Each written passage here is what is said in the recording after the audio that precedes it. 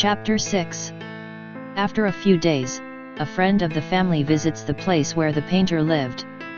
In the middle of the conversation, Lady asks the Didymus mother, "And your son is still with his paintings?"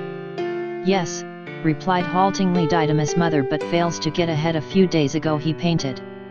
Didymus mother suddenly she fell silent. Christ back, it seemed crazy and was better don't to speak about it. "He painted what?"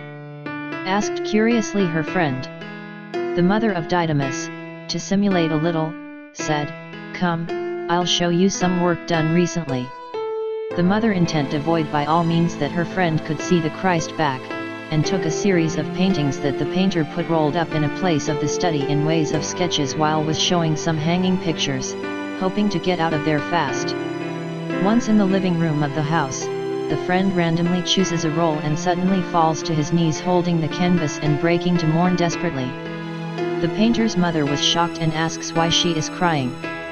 She hardly will understand to her friend sobbing. Didymus' mother is going for a glass of water. When her friend are drinking a little water and manages to calm down, she lets slowly slip the image of Christ back. The painter's mother pales, while her friend, a little calmer, says that she has made a request to the image by a serious problem that haunts her. Weeks later her friend is going to visit the house again, but this time she is accompanied by 3 ladies that in pleading they would ask see the image of Christ back. The painter's mother was dumbfounded, and even Didymus would be surprised, and even much more with what will happen to him and others in relation to the almost mystical painting. The issue was that the friend of the mother of Didymus had seen like a miracle that back Christ had granted his almost impossible request in such a short time.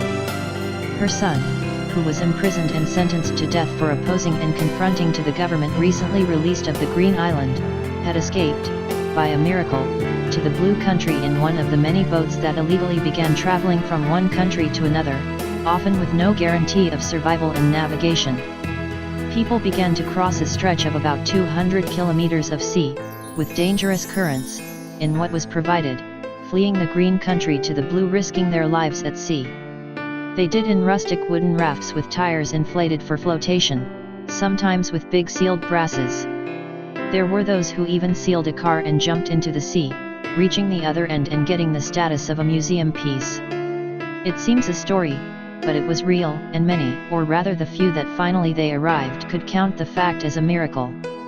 Some attributed this to Yemaya, African Orisha, mistress of the sea, others to some deity, but this lady said that the back of Christ image was miraculous and many began to visit to check.